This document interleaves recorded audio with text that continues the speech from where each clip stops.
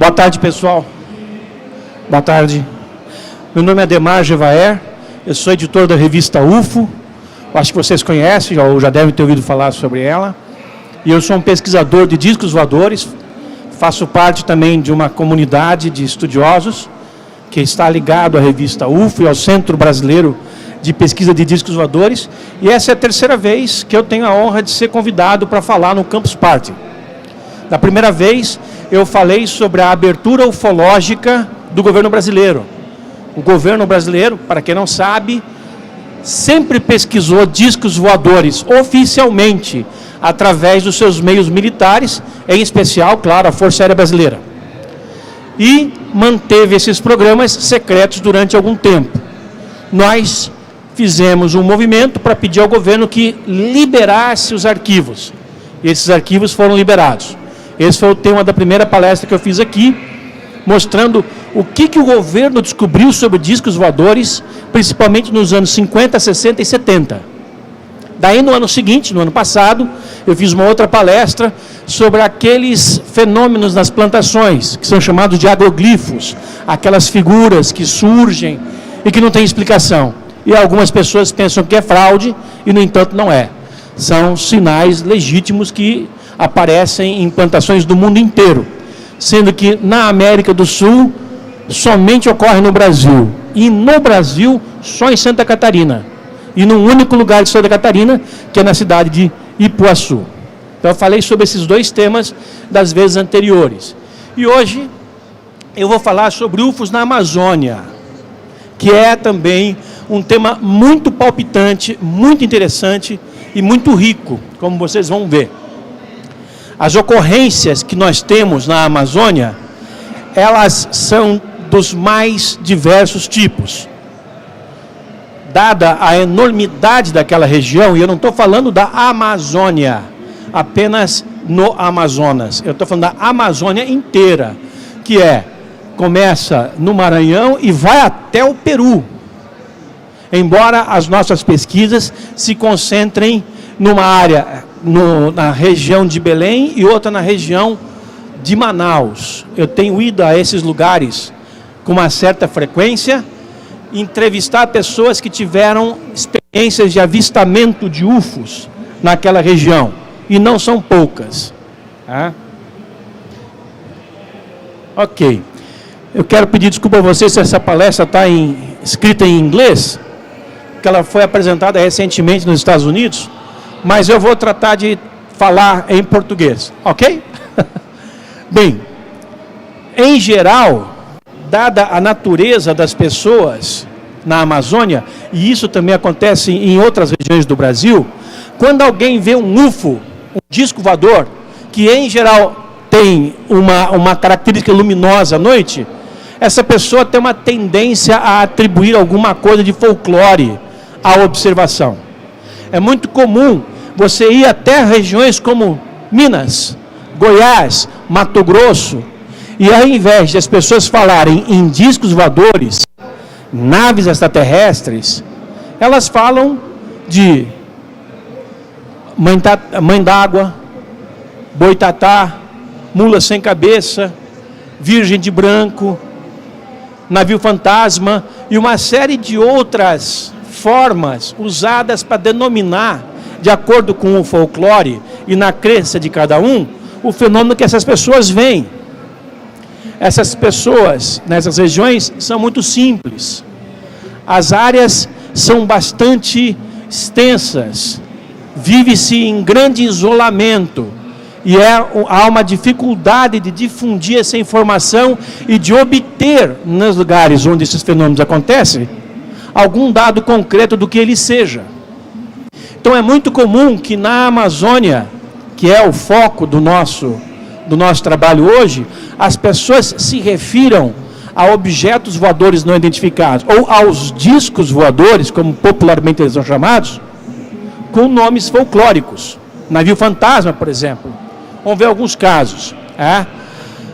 Fenômenos luminosos, como esse aí, de um objeto que passa sinuosamente pelo céu, é muito visto por pescadores na região amazônica, por deixar um risco no céu, na verdade na nossa retina, que perdura por alguns segundos até desaparecer, esse fenômeno é conhecido como cobra grande, minhocão, e é, na verdade, um fenômeno luminoso provocado por um objeto voador, que nós hoje sabemos que não são artefatos fabricados no nosso planeta.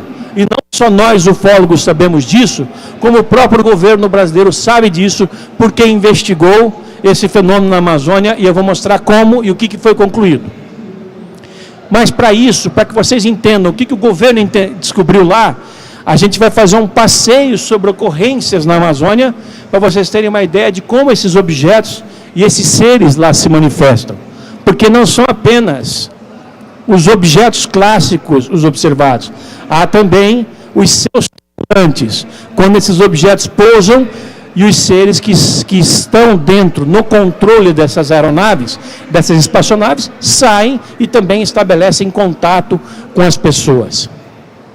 Isso é uma coisa, na verdade, muito simples de se entender.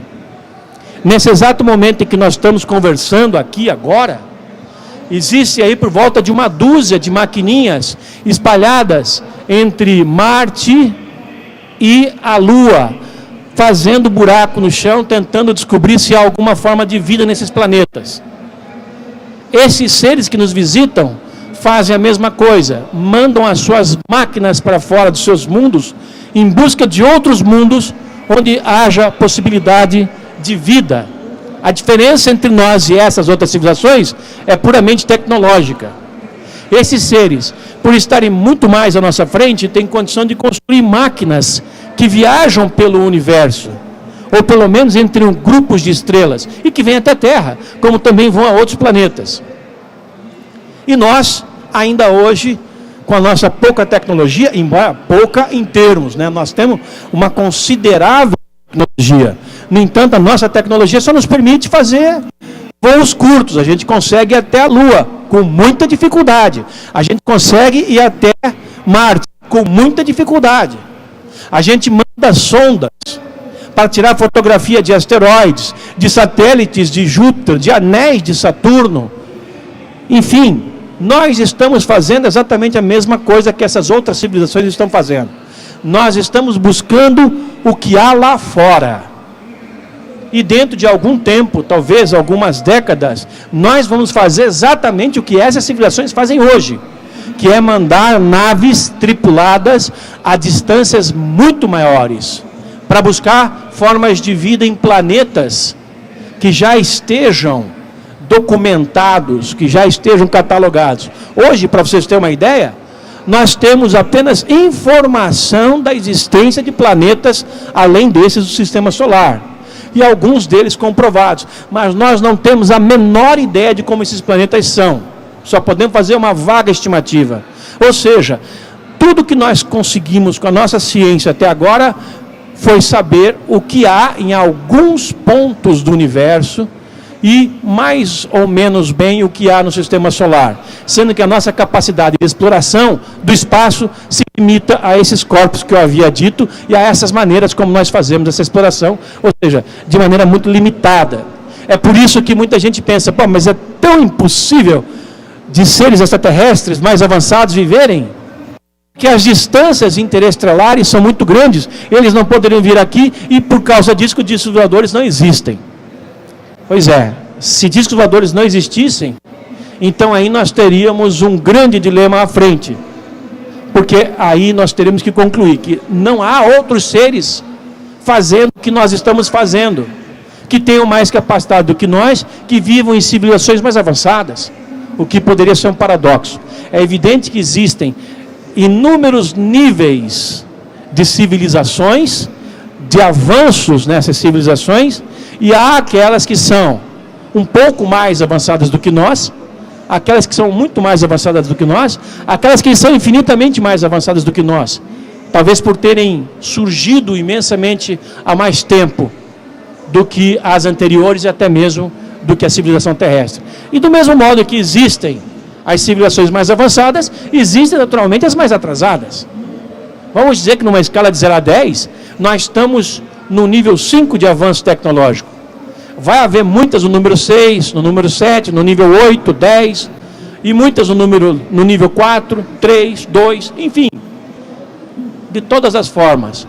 Deve haver por aí civilizações que ainda comem carne crua porque não descobriu o fogo. Enquanto há outras que já lograram a proeza de viajar pelo espaço com segurança, com tranquilidade, com eficiência. Entram numa nave aqui e vão para um outro planeta como querem, como nós fazemos entrando num carro aqui e ir para alguma cidade do interior do estado de São Paulo, ou qualquer outro lugar. Pois esses seres estão vindo até aqui e ainda são objeto de certa incredulidade, de certo ceticismo. A ciência ainda reluta em abordar essas ocorrências, por mais documentadas que elas estejam. E os fatos estão aí para qualquer um ver. A Força Aérea Brasileira, por exemplo, investigou discos voadores aqui no estado de São Paulo, nos anos 50, 60, 70 e 80, chegando a muitas conclusões. E na Amazônia também. E lá, voltando ao nosso tempo, ao nosso tema, a Força Aérea concluiu que nós estamos sendo visitados por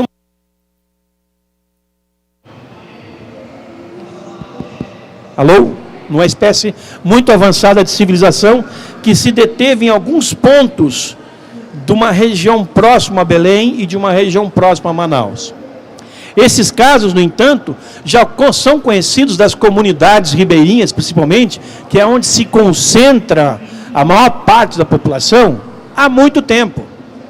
E lá, dada as circunstâncias de superstição, de religiosidade, de ignorância das pessoas, os fenômenos, quando observados, recebem nomes diversos e, como eu falei, sempre ligados a alguma coisa do folclore.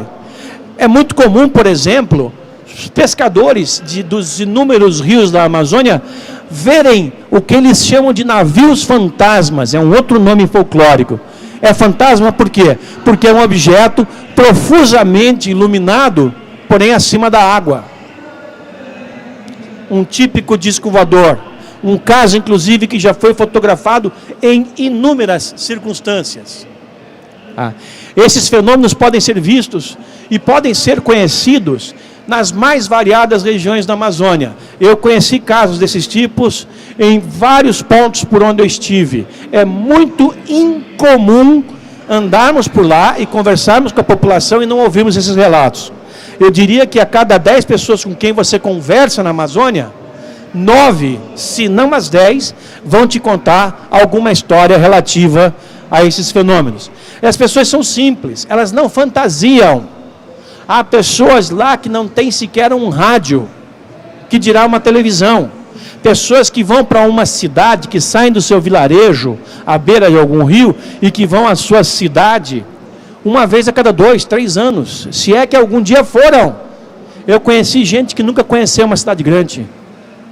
E é gente morando a 200 ou 300 quilômetros de Manaus, pelo Rio Negro. Coisa aí de umas 6, 8 horas de barco. Essas pessoas, como esses pescadores, nos dão depoimentos muito límpidos.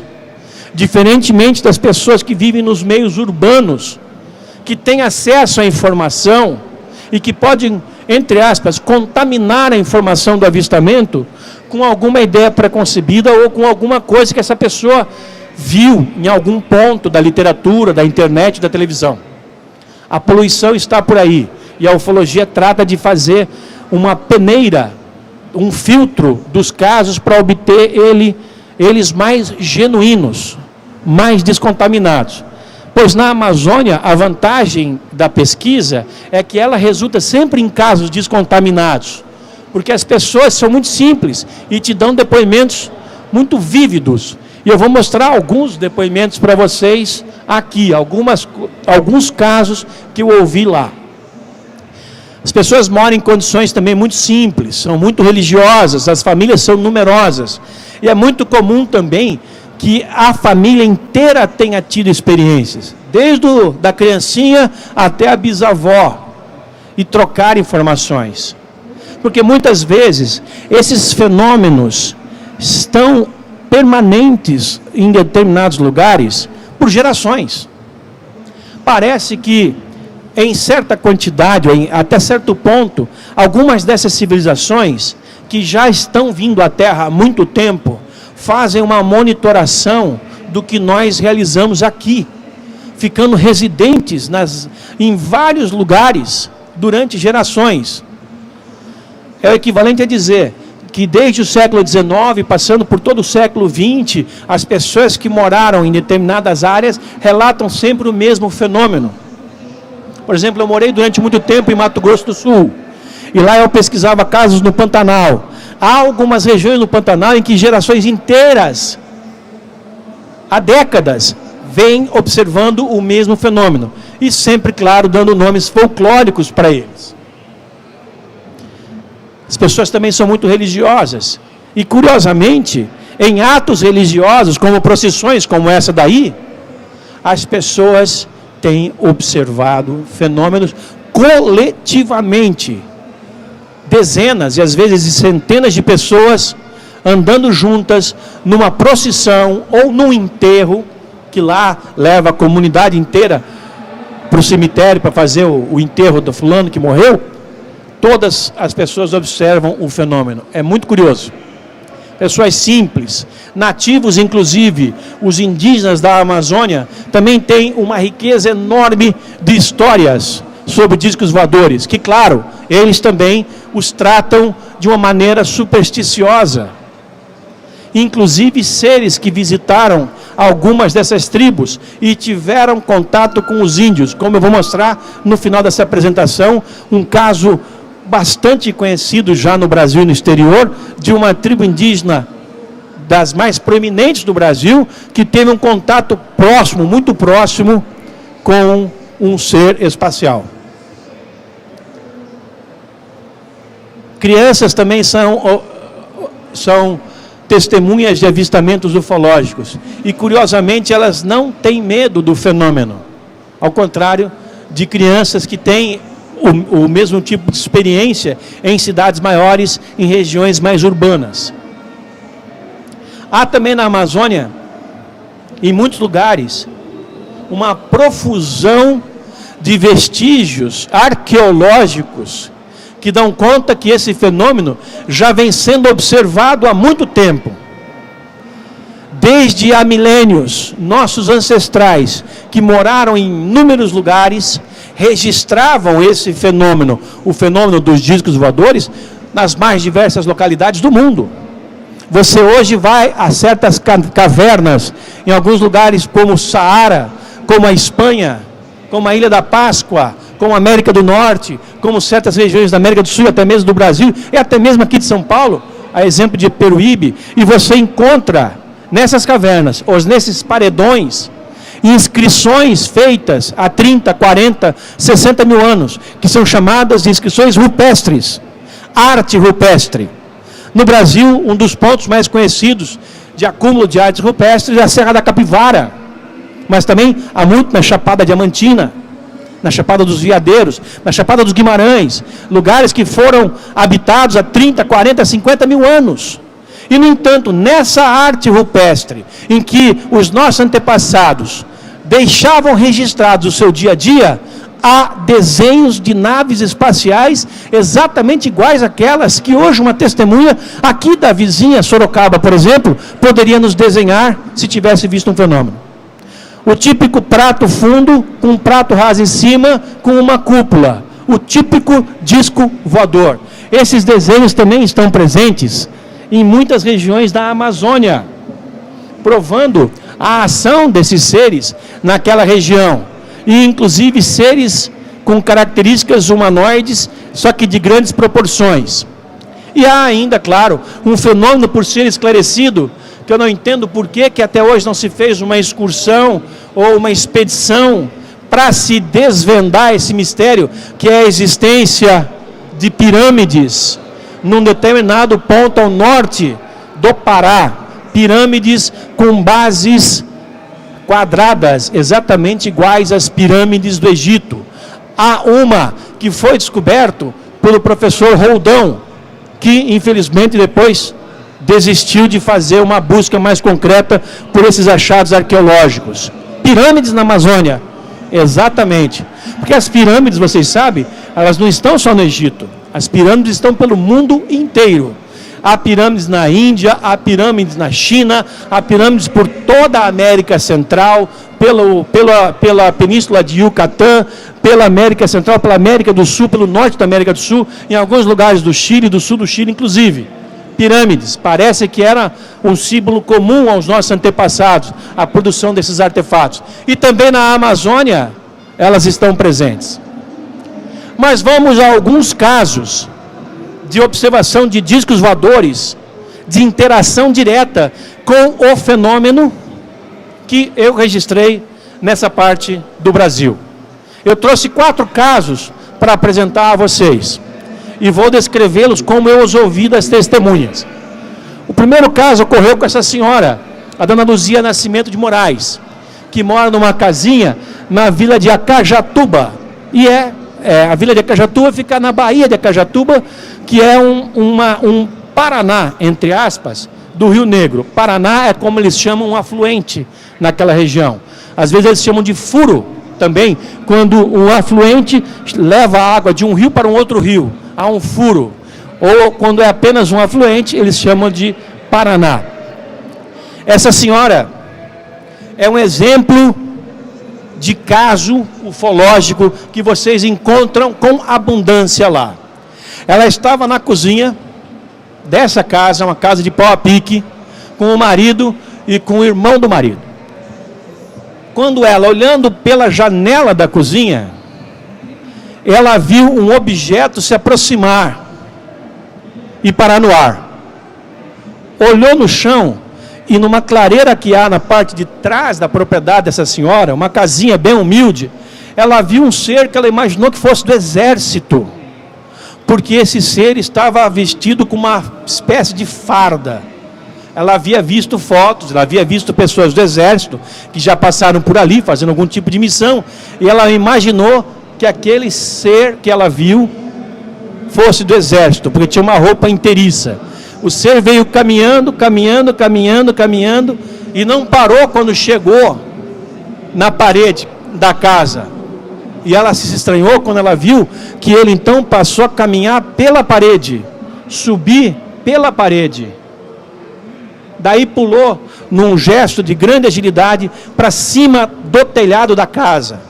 Quando aquele objeto que estava mais distante, emitindo o som de uma máquina semelhante ao de uma máquina de costura, foi se aproximando, ficou bem próximo do telhado da casa, e aquele ser, que ela já tinha desistido de imaginar que fosse do exército, ela já estava convencida de que não era um ser que para ela tinha poderes sobrenaturais.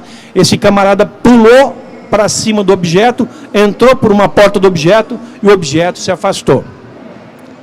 Esse é um caso impressionante.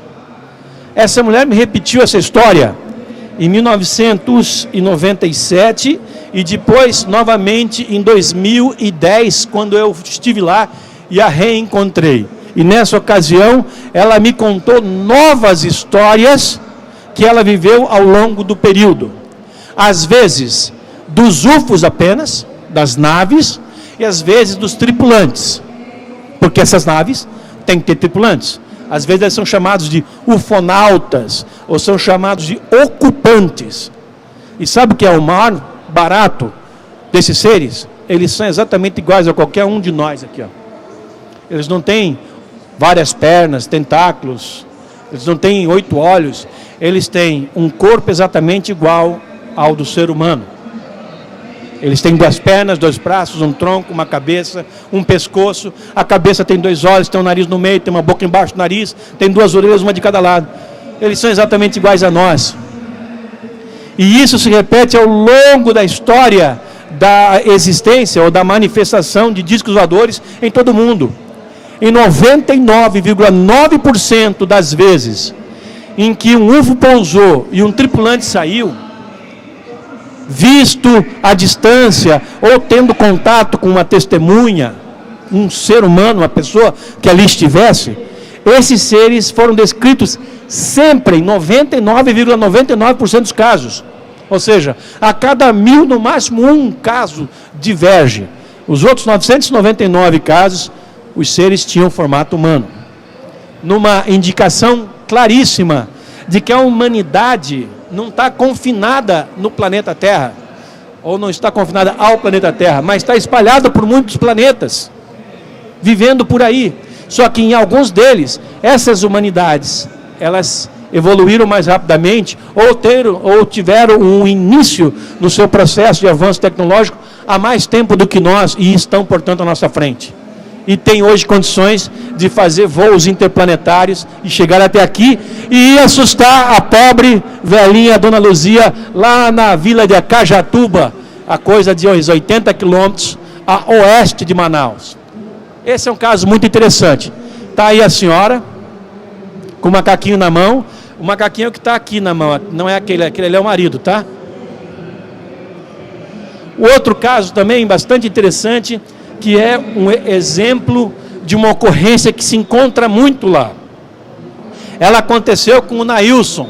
O Nailson, quando eu o conheci e estive com ele pela primeira vez, numa viagem em 2001 ou 2002, ele já tinha tudo aquilo ali de filho. No ano passado que eu estive lá, ele já tinha o dobro. Lá não tem televisão, lá não passa trem, lá não tem o que fazer, vamos fazer filho. Bom, o Nailson é o seguinte, ele é pescador, ele mora no arquipélago de Anavilhanas. Ele cansou de ver essas bolas de luz aparecer, surgir em cima da canoa de onde ele estava pescando, e ele se joga no rio e vai para lá, vai para cá. Um dia ele encheu o saco e pegou a espingarda dele e atirou nesse objeto. Uma vez, 2 vezes, 3 vezes. E ele era bom de pontaria. Ele conta com orgulho que ele caça paca, e paca às vezes são pequenas, no meio da mata e acerta um tiro a 100 metros de distância. Isso é uma proeza. O objeto que ele diz, em que ele diz ter atirado, era um objeto grande, que ele estimou como tendo um diâmetro de 5 ou 6 metros e não estando a mais de 100 metros de distância entre umas árvores. Então ele tem certeza que ele acertou no UFO, no objeto, mas o objeto nem se mexeu. Isso também é muito comum, pessoas atirarem em UFOs. As pessoas muitas vezes agem por reflexo. Em certas regiões do país, as pessoas andam armadas, de repente estão lá no seu cavalo, no seu campo, no seu carro, em algum lugar, vem aquele objeto, tem uma sensação de que aquilo é algo hostil, desce chumbo, manda chumbo. E em alguns casos, infelizmente, houve um revide por parte desses seres e isso causou algumas tragédias. Por exemplo, o vigia de um quartel em Alegrete, no extremo sul do Rio Grande do Sul, numa noite que ele estava de guarda, ele viu um objeto vir sobre o quartel e ele, não sabendo o que fazer, não sabendo a quem pedir instruções, ele abriu fogo. Abriu fogo e a bala que ele desferiu voltou e se alojou próximo do joelho esquerdo dele. E ele não tratou direito, ele teve que amputar a perna. É um caso raro. Há casos de perseguição de discos voadores por caças das Forças Armadas de vários países do mundo. Aqui, inclusive, no Brasil, isso já aconteceu. Bem, o Nailson, para sua felicidade, atirou e o objeto nem se mexeu. Ficou ali e depois foi embora.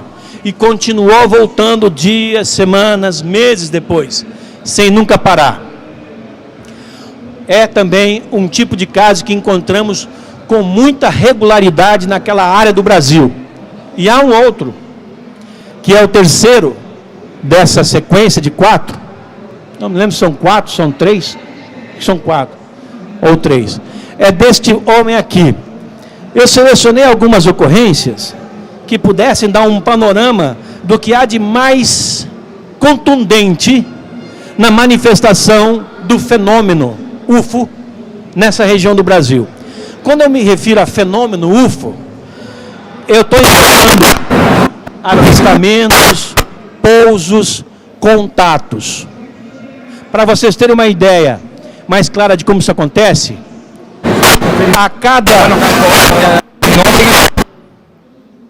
A cada 100 avistamentos, ocorre um pouso. A cada 10 pousos, em média, é visto um tripulante.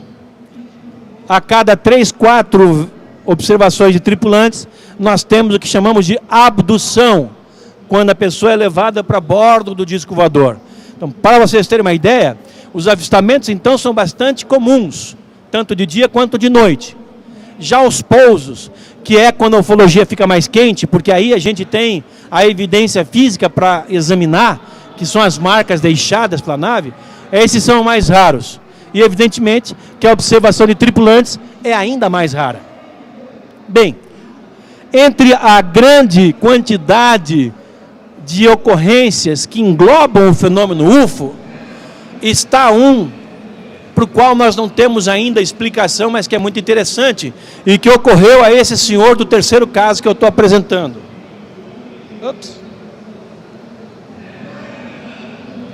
O seu Odon, que é da vila de São Tomé, ali próximo de Acajatuba. Parece um homem muito forte, né? Quando eu tirei essa fotografia, há uns anos atrás, ele já estava beirando os seus 80 anos.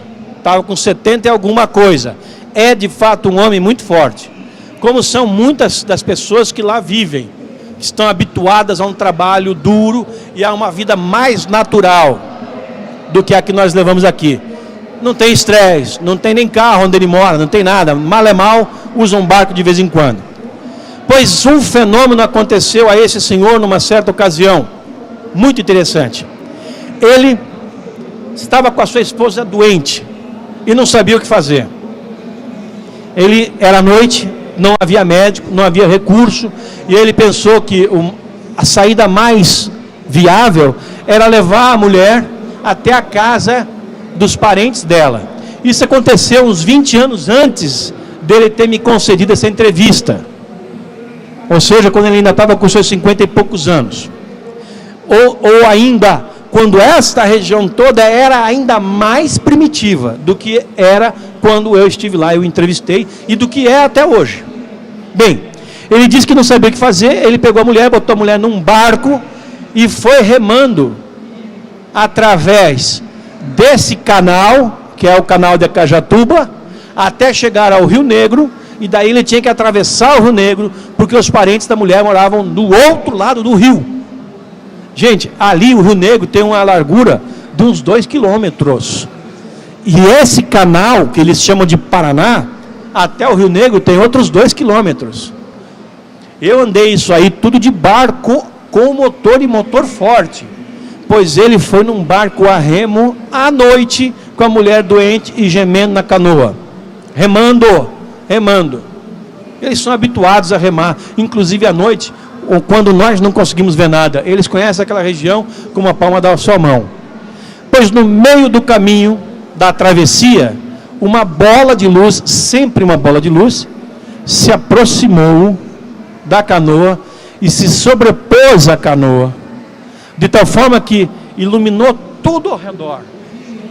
E os peixes começaram a saltar para fora da água, como é comum quando você ilumina muito intensamente, com um farol de milha, por exemplo, a um rio. Os peixes pulam para fora, em busca da luz. Ele não sabia o que fazer, só que ele remou mais rápido. O medo tomou conta dele, e da mulher gemendo.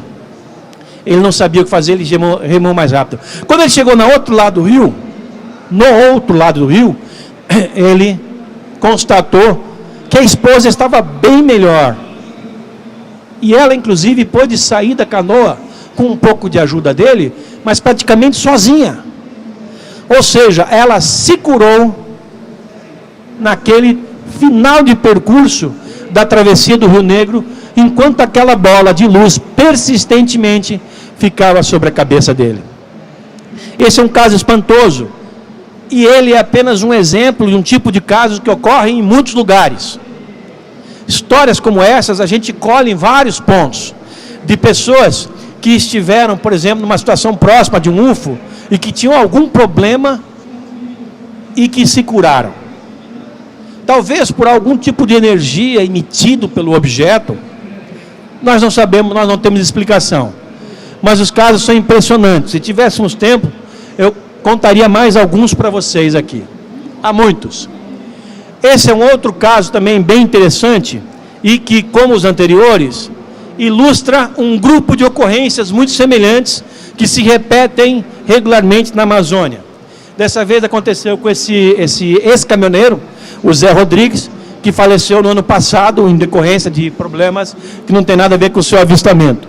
Ele mora na ilha de Colares, que fica no Rio Amazonas.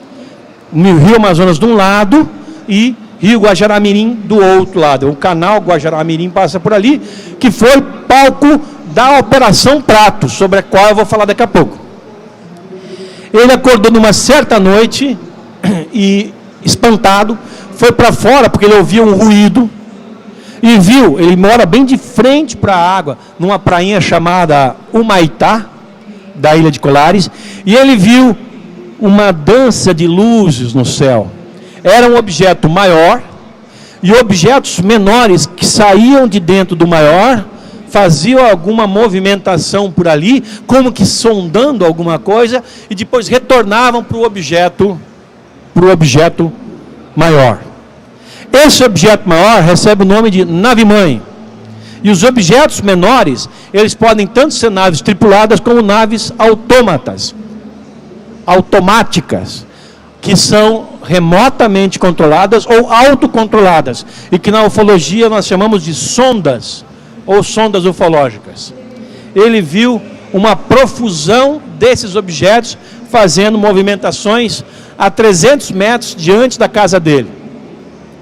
Esses são apenas alguns casos. Eu tenho nos meus arquivos centenas deles.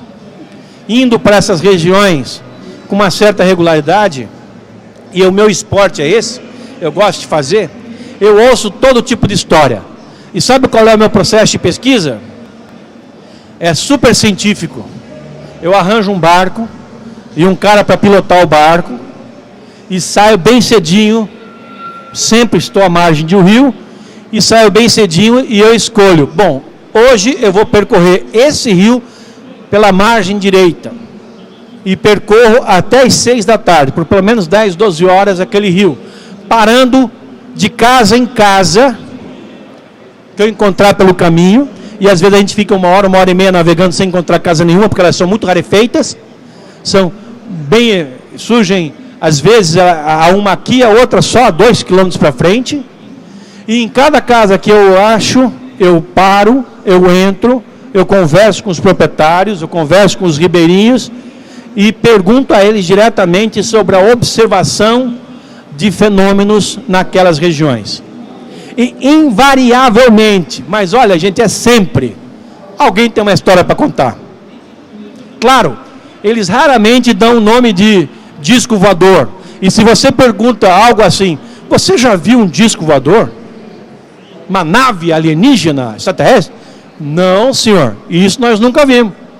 Mas você nunca viu uma luz à noite que venha do céu, que apareça, faça algumas manobras, depois vai embora? Ah, isso a gente vê sempre. Então, é a maneira como você pergunta, a forma como você trata essas pessoas. Elas têm uma riqueza de histórias para contar. Uma riqueza.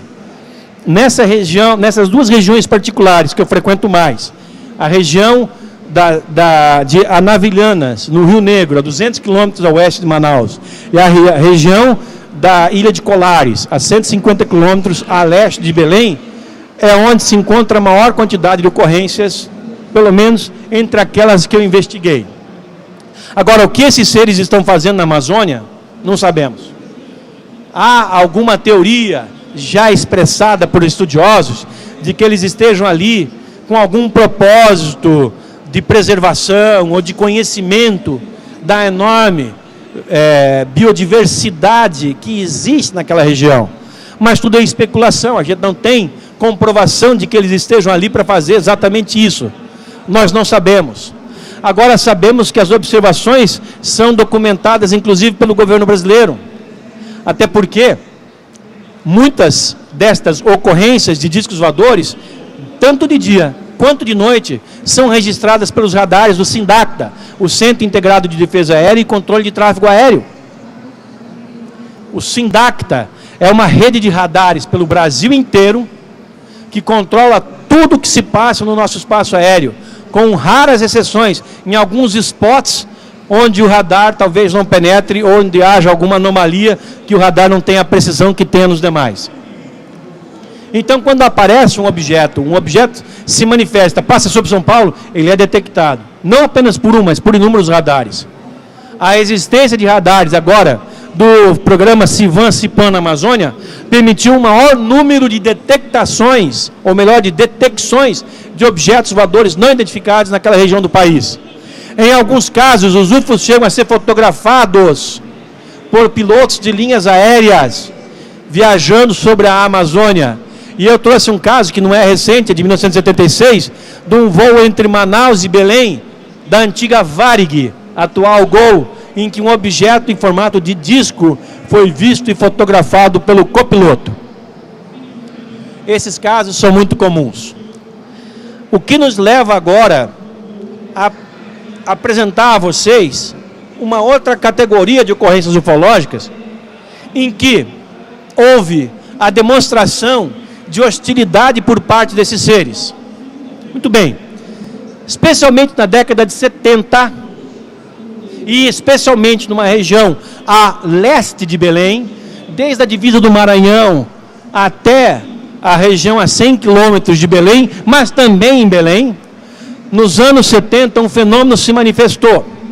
Eram bolas de luz, às vezes com um formato cilíndrico, como se fosse uma lata de cerveja ou de refrigerante, que apareciam e emitiam raios de luz na direção das pessoas.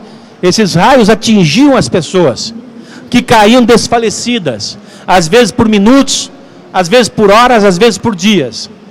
Por causa disso, esses raios, como sugavam a energia da pessoa, e havia a suposição de que esses raios também sugavam sangue das pessoas, suposição essa que depois foi confirmada. Esse fenômeno passou a ser chamado pelos moradores de chupa-chupa. O chupa-chupa, ou apenas o chupa, como eles chamam lá, ou chupa-chupa, ou chupa, ou também aparelho, como eles falam, vinha geralmente à noite, ao entardecer, até o amanhecer. E nos anos, principalmente de 74, 75, 76, foi extremamente ativo. Sendo que em 77, a situação chegou ao pânico em certas regiões da Amazônia. Os objetos vinham de cima.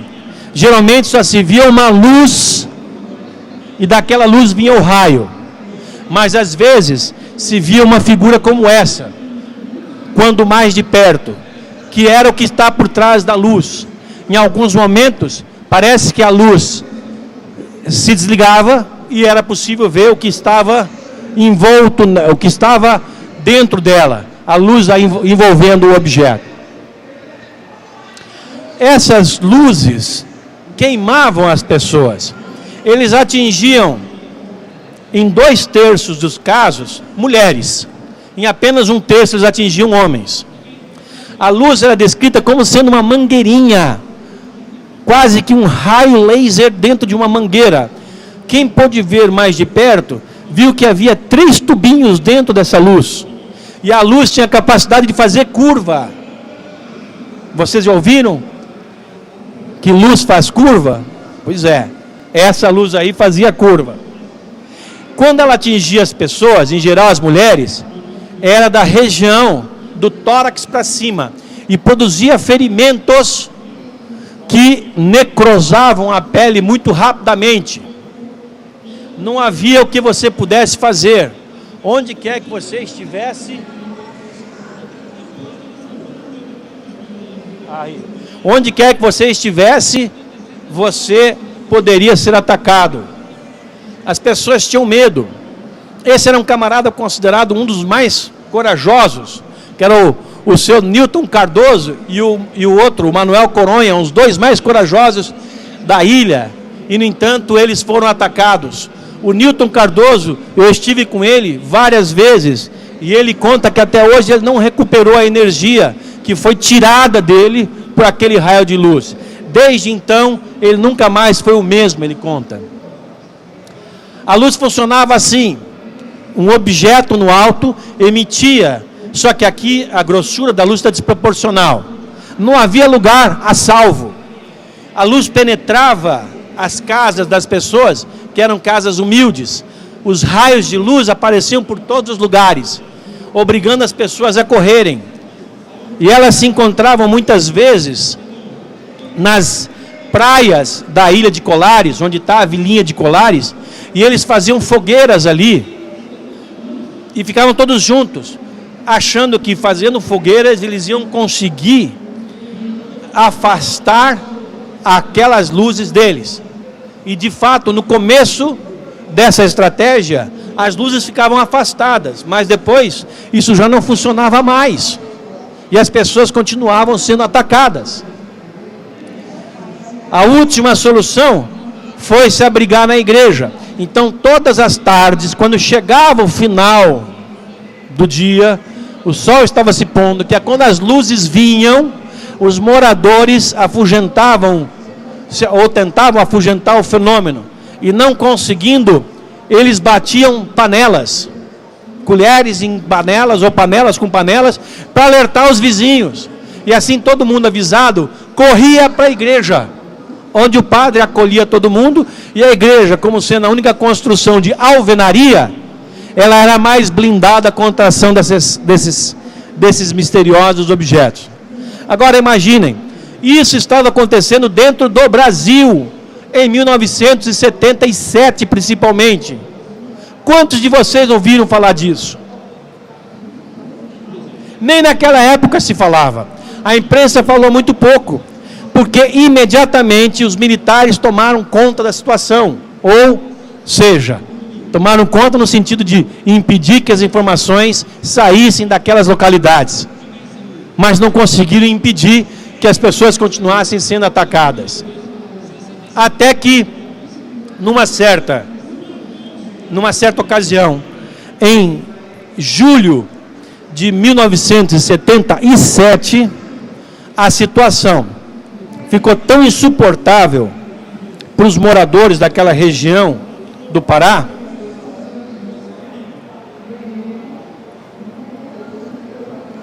sede, né? Para você está fresquinho aí, né?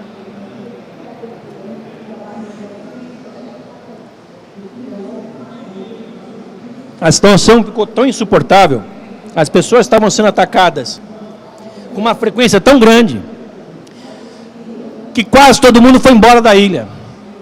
A ilha de Colares está lá, gente, vocês podem ir visitar e conhecê-la, eu vi essa história dos próprios moradores. Basta ir a Belém, tomar um ônibus para Colares, vocês vão chegar em Ananindeua, atravessa um ferryboat e vão andar mais um pouquinho, coisa de 3 horas de viagem, vocês estão na ilha de Colares.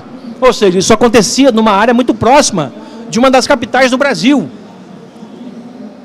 E a situação ficou tão grave no ano de 1977, que dos 10 mil moradores da ilha, 9 mil foram embora. Só ficaram 1.000. Até o prefeito foi embora, de medo. Restaram algumas pessoas que eu vou apresentar a vocês já nessa palestra. Nessa ocasião, então, alguns moradores foram falar com o governador do estado do Pará e pedir providências. Eles estavam passando fome, eles não podiam mais sair para caçar, nem para pescar e nem para plantar, que era do que eles viviam. Então eles estavam passando fome. A solução foi, vamos falar com o governador. Foram lá, pediram uma audiência, falaram com o governador. E o governador tomou a seguinte providência: chamou o comandante da base aérea de Belém, é onde fica o primeiro comando aéreo regional. O comandante era o brigadeiro, que se chamava Protásio de Oliveira. Falou: comandante, tem que tomar uma providência. Aquelas luzes que estão aparecendo em Colares vêm do céu, e céu é assunto da Força Aérea Brasileira. Vocês têm que fazer alguma coisa. E então a Força Aérea Brasileira estabeleceu a Operação Prato para investigar discos voadores na Amazônia. A Operação Prato teve início em setembro e foi até dezembro de 1977 e resultou em 2 1.000 páginas de documentos produzidos, relatando, descrevendo as investigações e os avistamentos de discos voadores naquela área, principalmente os ataques. Entrevistas com as testemunhas e as vítimas. A Operação Prato também resultou em nada menos do que 500 fotografias de discos voadores. Vocês vão ver algumas daqui a pouco. E há 16 horas de filmes. Tudo isso feito pela Força Aérea Brasileira oficialmente, com verbo oficial, numa missão oficial, no meio da mata, durante 4 meses. Uma pessoa foi muito importante na descoberta da natureza desses fenômenos, que é a doutora Velaide Cecim. Ela ainda tinha 24, 25 anos, recém-saída da faculdade de medicina. O primeiro emprego como médica dela foi ser a chefe da unidade sanitária, do posto de saúde de Colares, que é aquela construção ali atrás. E ela atendeu a mais de 400 vítimas de ataques do fenômeno. E ela estima que foram mais de 1.000 pessoas. Ela presenciou 3 óbitos de moradores em decorrência dos ataques. E também descreveu que os ataques não eram só sobre seres humanos, mas também atingiam animais, cavalos, vacas, porcos e até cachorros. Ela própria, estando um dia a caminho de casa, ela saiu por volta das 6 horas do seu trabalho na unidade sanitária, e ela morava num quartinho ali para frente, alguns quarteirões. No meio do caminho, um desses fenômenos se manifestou sobre ela, e ela pôde ver nitidamente aquele formato específico de uma lata. Essas são outras testemunhas do fenômeno que descrevem os seus avistamentos. Todos eles, e assim como esses investigadores, estiveram em contato com essas luzes e documentaram as suas manifestações, ao mesmo tempo em que a Força Aérea Brasileira pesquisava os fatos naquela região. Essa é a balsa que leva e traz do continente até a ilha de Colares, um percurso que não se leva mais que meia hora. E essa balsa foi várias vezes alvo de ataques dos objetos. E para ali dali as pessoas não tinham para onde fugir. Elas estavam em cima da balsa e os objetos vinham e as atacavam. Porém, durante o tempo em que a Força Aérea esteve lá, investigando o fenômeno com o Irangê Holanda, o chupa-chupa deu uma trégua. Os ataques passaram a ser bem menos constantes, bem mais raros. E, curiosamente, o Irangê Holanda e seus homens nunca foram atacados. Assim como a Velaide, que esteve debaixo de um fenômeno, pensou que ia ser atacada e não foi. Ela atribuiu ao fato dela ser loira, ter cabelos claros, porque ela disse que dentro da nave, uma nave que aparecia sempre com uma espécie de um para-brisa, havia 2 seres, e isso foi descrito por muitas pessoas daquela região, e ela disse que aqueles 2 seres também tinham cabelos loiros, e ela acredita que por isso ela não foi atacada. Eu já acho que não é essa a explicação. Eu acho que aqueles seres, naquelas naves, sabiam muito bem qual era a função de um e de outra pessoa naquela região. Ela não foi atacada porque ela estava ali para alguma missão específica. Ela não era da população, ela não era uma das tantas cobaias desses seres para ser atacada, assim como os militares que lá chegaram. Inclusive, quando os militares se estabeleceram na ilha, eles montaram um acampamento inicialmente na praia de Humaitá, que fica de frente para o rio Amazonas. Nas primeiras noites, nada aconteceu, mas a partir de algumas semanas, os fenômenos começaram a surgir sobre o acampamento dos militares, que tiravam fotos, que filmavam, tudo. Com o passar do tempo, os UFOs cercavam praticamente os acampamentos dos militares, mas não atacavam ninguém. e, eventualmente, os militares trocavam seu acampamento de um lugar para outro. Eles, uma vez, fizeram a troca da praia de Humaitá para a praia de Machadinho, que fica a uns 5 quilômetros. É uma outra praia mais para oeste. E os objetos voadores que passaram a rondar o primeiro acampamento, começaram a rondar o segundo acampamento. O homem que descreveu todas essas coisas impressionantes era esse aí, o Irangê Holanda, que na ocasião era capitão e que se aposentou da Força Aérea Brasileira como coronel. Coronel Irangê Holanda. Esse homem foi nada menos do que a pessoa encarregada pelo comandante da base aérea de Belém para organizar a Operação Prato. Inclusive o nome Operação Prato foi dado por ele. Ele foi comandante da Operação Prato. Ele que determinou tudo o que foi feito durante a Operação Prato. Ele que comandou a coleta de informações a partir das testemunhas e vítimas. Ele que comandou o registro fotográfico do fenômeno. Ele que comandou as filmagens que foram feitas ainda naquela época de película. Era filme de película, não era filme digital. Nós estamos falando de 1977. Nem vídeo havia. Era película. Super 16 milímetros e Super 8 milímetros. Esse é o homem. Eu tentei conversar com ele durante várias ocasiões.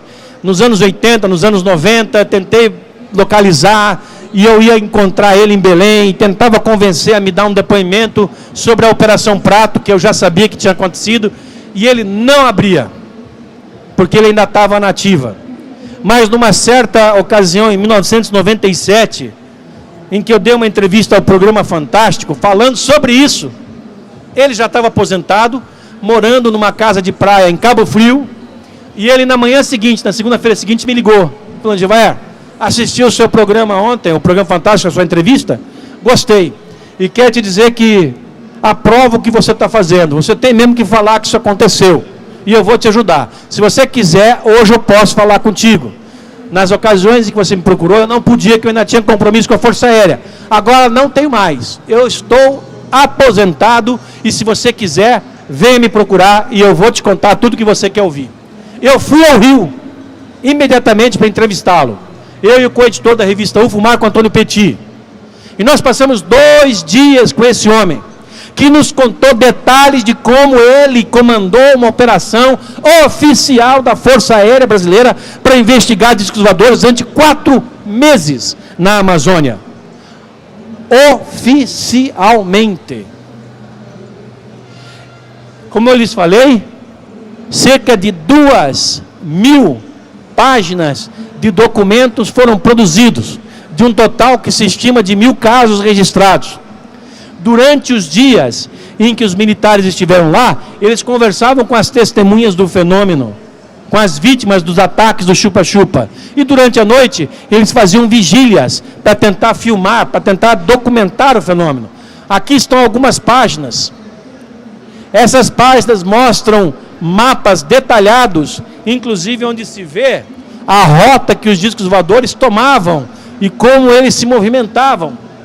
Todo um trabalho feito com o rigor da metodologia científico-militar de apuração de casos.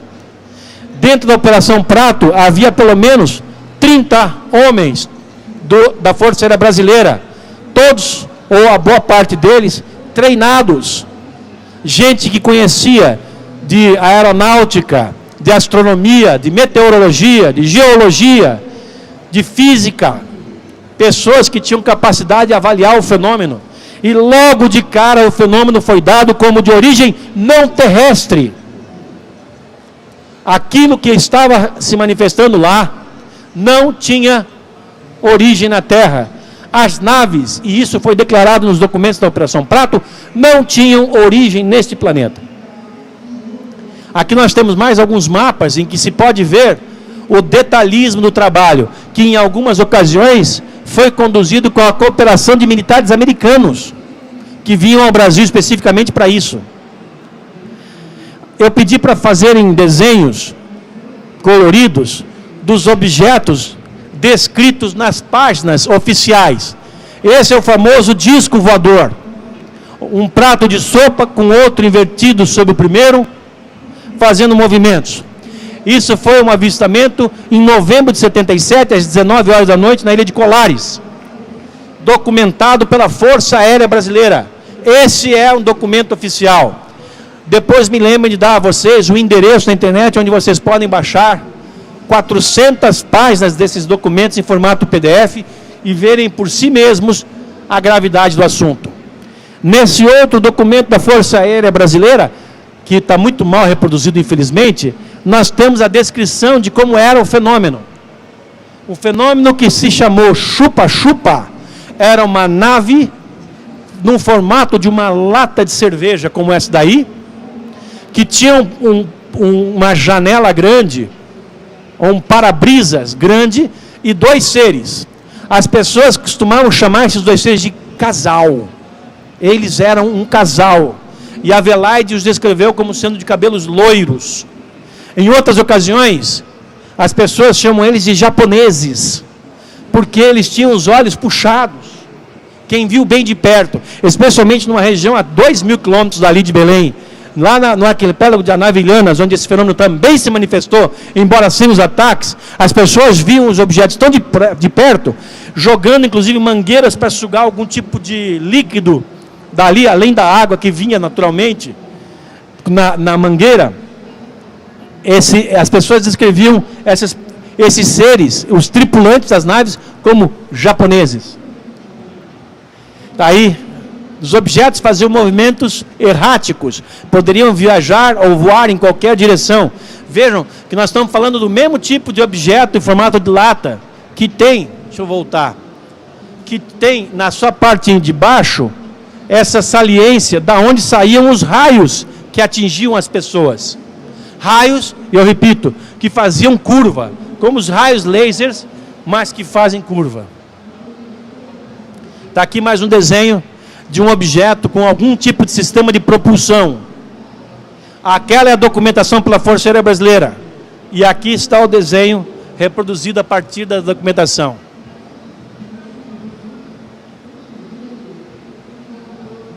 Aqui mais um caso típico de disco voador. Isso foi visto na praia de Arariá, em Santarém, já no sul do estado.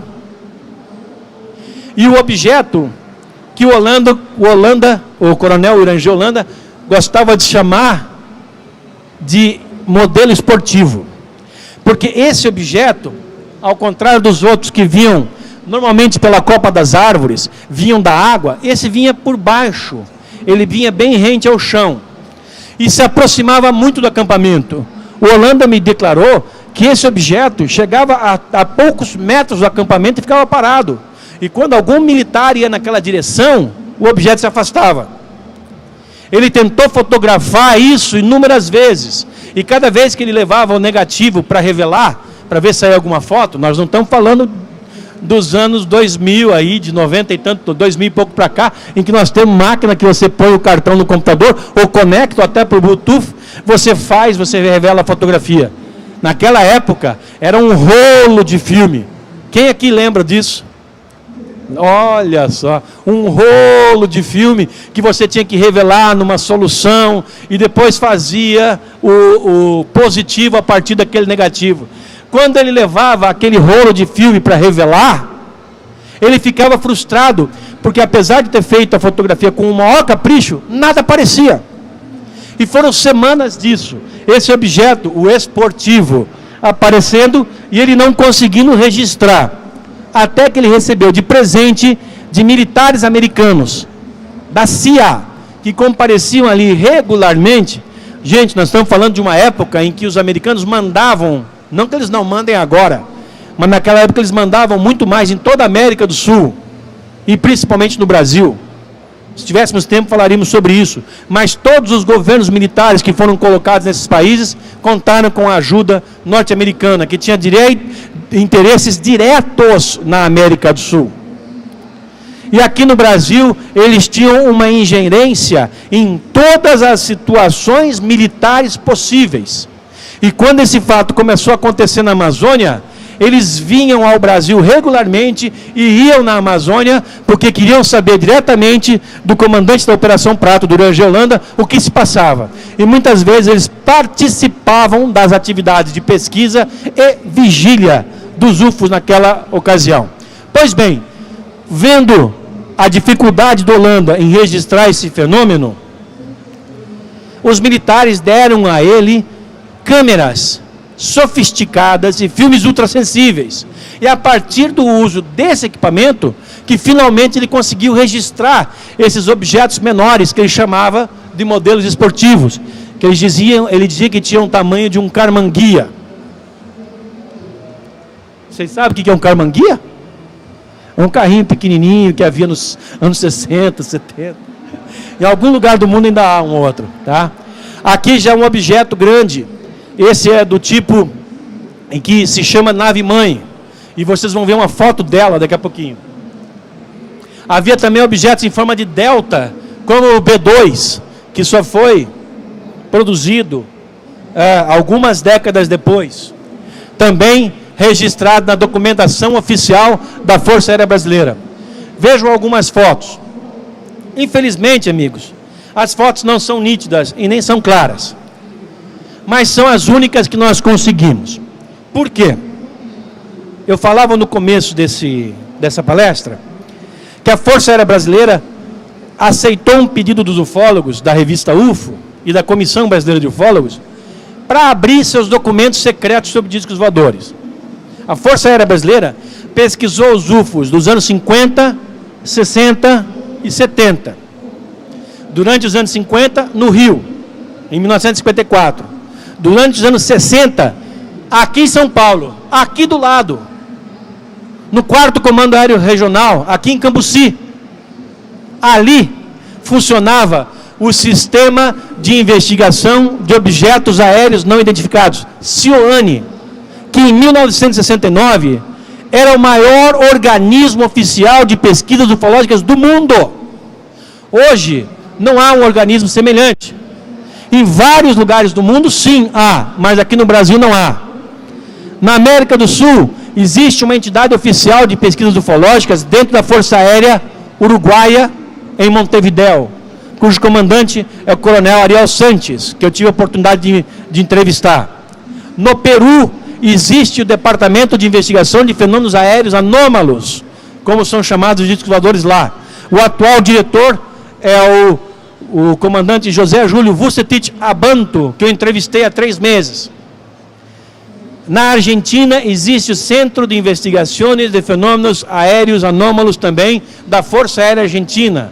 No Chile, há uma entidade semelhante, chamado Centro de Estudo de Fenômenos Aeroespaciais. E assim no continente há 5 entidades oficiais de pesquisas ufológicas abertas. Você pode mandar informação e eles te respondem. E as informações que eles coletam estão na internet. No Brasil nós tivemos isso em 1969. E a central de operações era aqui do lado, no 4º Comando Aéreo. É dali que iam equipes de investigação desse fenômeno, militares, para várias regiões do Brasil.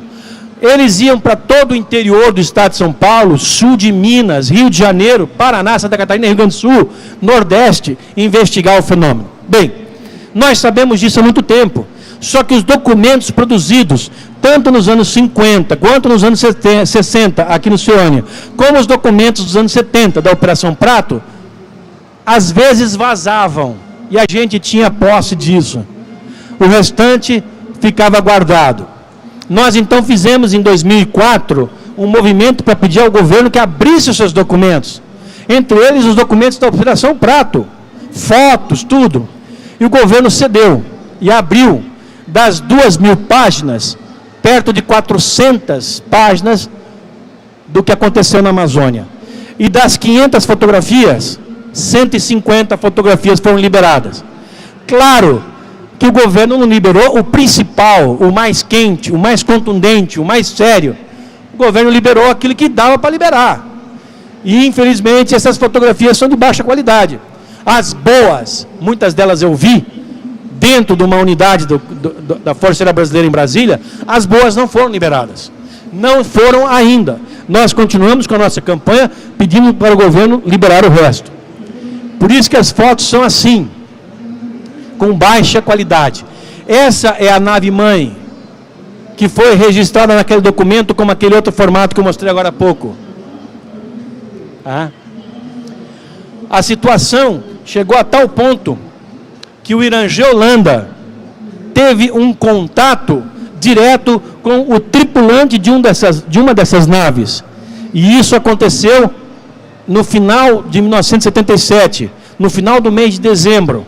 Ele relatou isso e desenhou, inclusive, a descoberta que ele fez. Ele estava num barco no rio Guajará-Mirim, fazendo uma pesquisa, quando uma nave de grandes proporções praticamente pousou do outro lado do rio. Era uma nave que ele descreveu como tendo 100 metros de comprimento. Ela estava na vertical. Era como se você visse um avião sem as asas, só o cilindro na vertical. Esse objeto ficou estático, parado ali, durante algum tempo. E o Holanda registrando tudo aquilo ali com filmes e câmeras de fotografia. De repente abriu-se uma porta na parte superior do objeto e desceu uma criatura. E essa criatura se aproximou dele. Não houve contato falado, não houve gesticulação nem nada.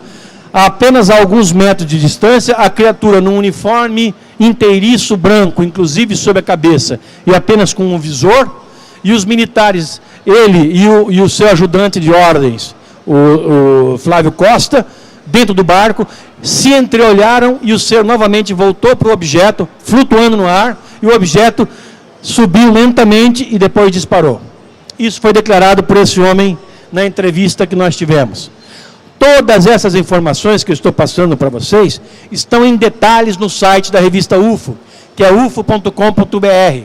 Basta colocar na área de busca Operação Prato ou o Irangê Holanda, ou Holanda, com 2 L's, que vocês vão encontrar dezenas de artigos que eu escrevi e que os meus colegas também da revista UFO, que investigaram os UFOs na Amazônia, também escreveram e tudo foi publicado. Todo esse conteúdo, são centenas de páginas, fotos e documentos, estão gratuitamente disponibilizados no site da UFO. Assim como estão os documentos, cerca de 400 páginas da Operação Prato. Bem, para encerrar isso, deixa eu contar uma história. Para encerrar esse trabalho, deixa eu contar uma história de um fato que marca a tradição cultural, rica, por sinal, dos índios, de uma certa etnia amazônica. Nós estamos falando dos Kayapó. Os Kayapó ocupam uma vasta área do Alto Xingu, e eles são divididos em várias subetnias, sendo uma delas os índios Xikrin.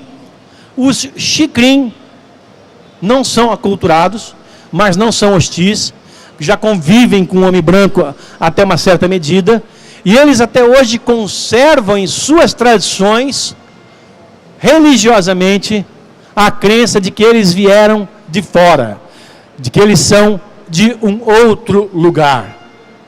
Eles fazem cerimônias anualmente para celebrar essa crença que eles têm de terem vindo de fora da terra, de terem ligação com fora da terra. Entre as suas principais lendas está a de Bep Cororote. Bep Cororote é um indivíduo representado por esse índio fantasiado com essa roupa de palha. Lá em cima vocês veem ele inteiro. Segundo a lenda do Xikrin, Bep Cororote veio na sua canoa celeste. Sua canoa celeste é como os índios chamaram a nave do Bep Cororote, que pousou em uma certa região próximo de um morro, e esse cidadão, que chamou-se Bep Cororote, recebeu o nome dos índios de Bep Cororote, ele passava os seus dias ali, e volta e meia saía com a sua canoa celeste e voltava. Essa é a tradição dos índios, os índios a contam dessa maneira.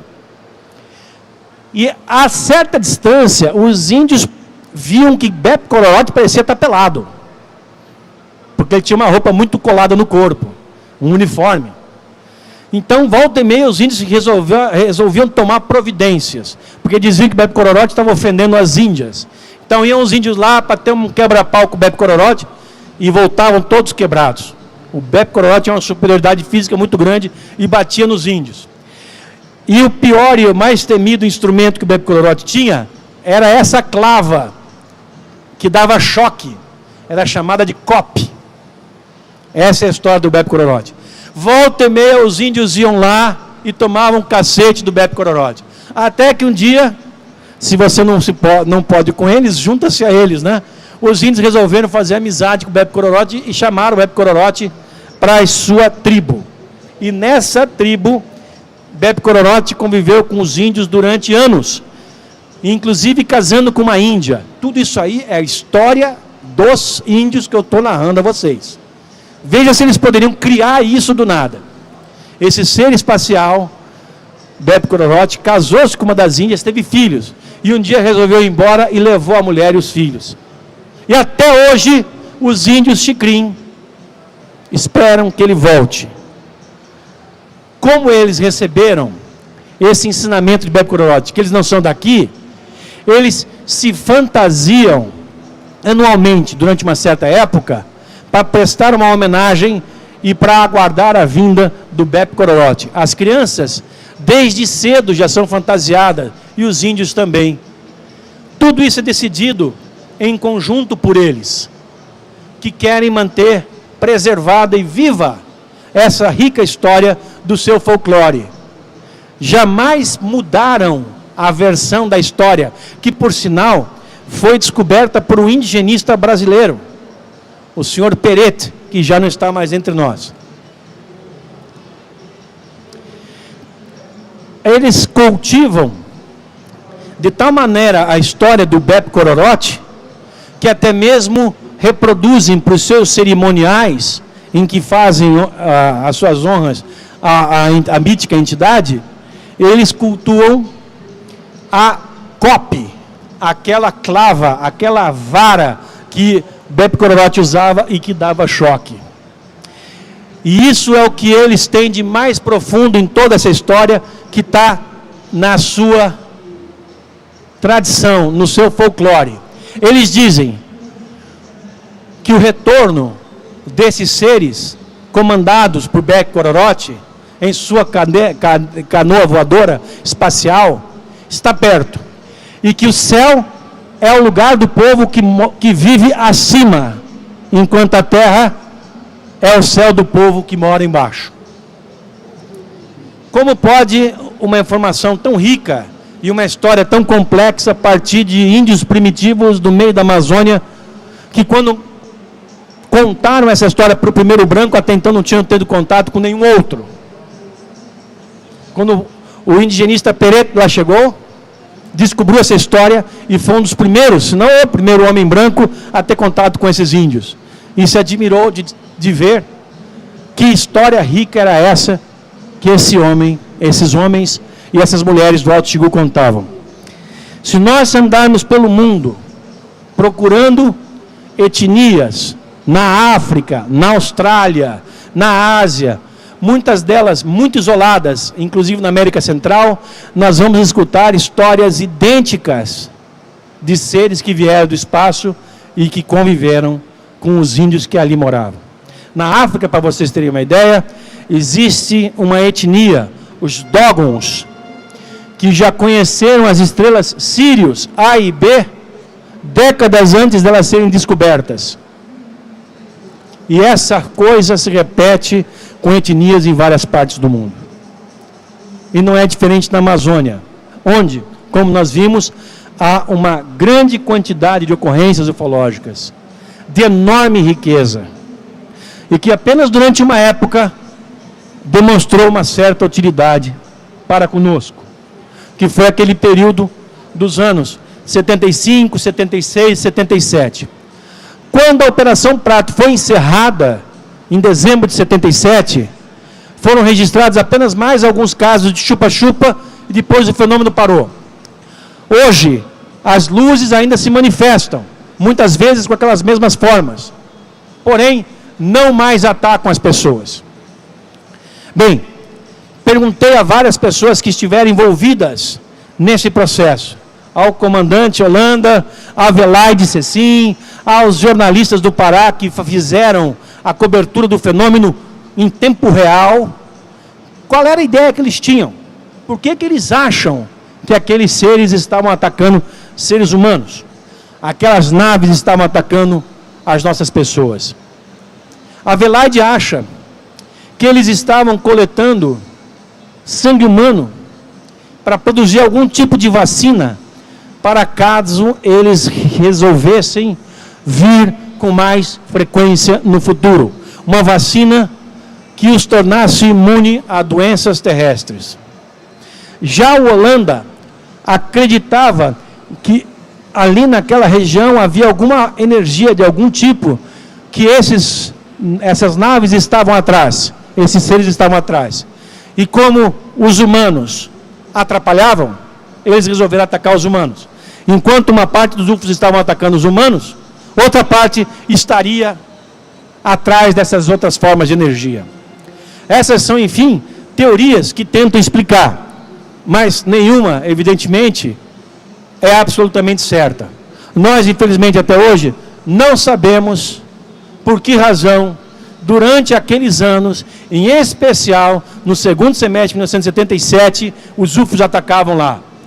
Mas nós sabemos hoje, de maneira comprovada, inequívoca, indiscutível, que a Força Aérea Brasileira fez a sua pesquisa, coletou grande parte de informações, grande monta de informações e documentou o fenômeno das mais variadas formas. O que é equivalente a dizer, de maneira oficial, o governo brasileiro tem a confirmação das visitações extraterrestres que ocorreram na Amazônia naquela época.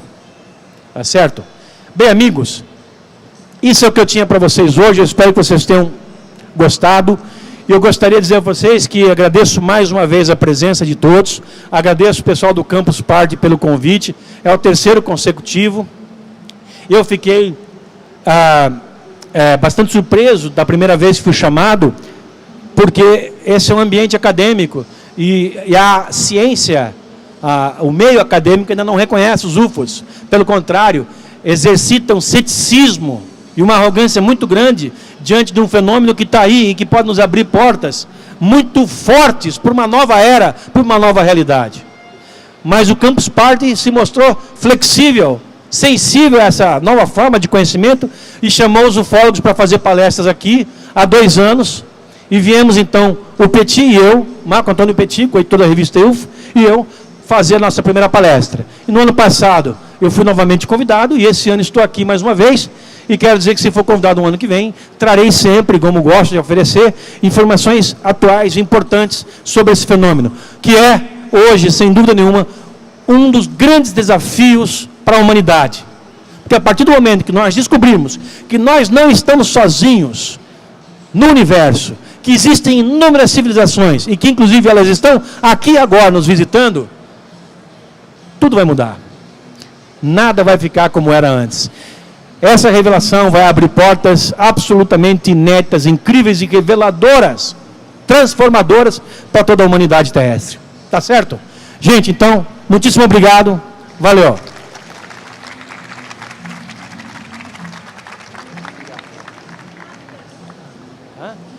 Se alguém quiser fazer pergunta, vem até aqui, eu respondo aqui, porque eu acho que nós temos um problema com o tempo aqui, né?